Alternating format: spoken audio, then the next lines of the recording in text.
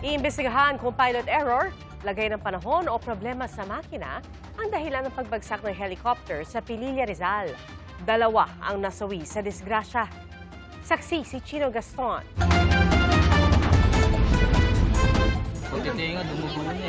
Tumawag na po.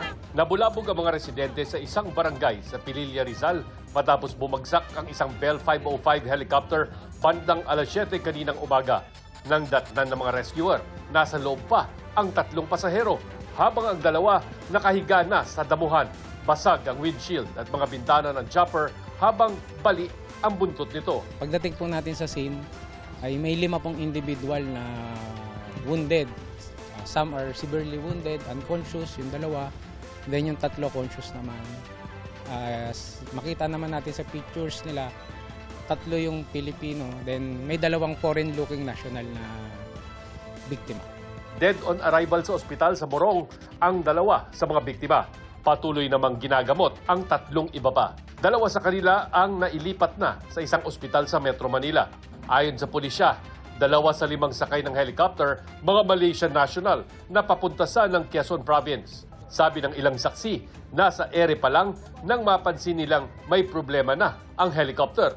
Tila iniwas daw ito ng piloto sa mga bahay bago bumagsak. Nung papalapit na po dito sa amin, iba na yung ano niya. Hindi normal yung takbo niya. Iba, parang patagilid yung takbo niya. Hanggang sa bumagsak na po doon.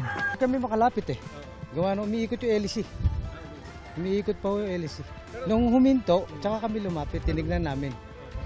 Yung 5 tao na hindi sila makaalis at yung isa dugo talaga, yung isa nasa gitna. Kinumpirma ng Civil Aviation Authority of the Philippines o CAAP na biyaheng Manila-Quezon Province ang helicopter na pag-aari ng isang local aviation company. Agad ding sinuri ang helicopter. Mula rito sa Pililla, Rizal, dadalhin ng mga otoridad ang wreckage ng helicopter para mas masuri pa ito ng husto para malaman kung equipment failure, pilot error, lagay ng panahon o kombinasyon ng 3 ang naging sanhi ng pagbagsak nito. Para sa GMA Integrated News, ako si Chino Gaston, ang inyong saksi. Mga kapuso, maging una sa saksi. Mag-subscribe sa GMA Integrated News sa YouTube para sa iba't ibang balita.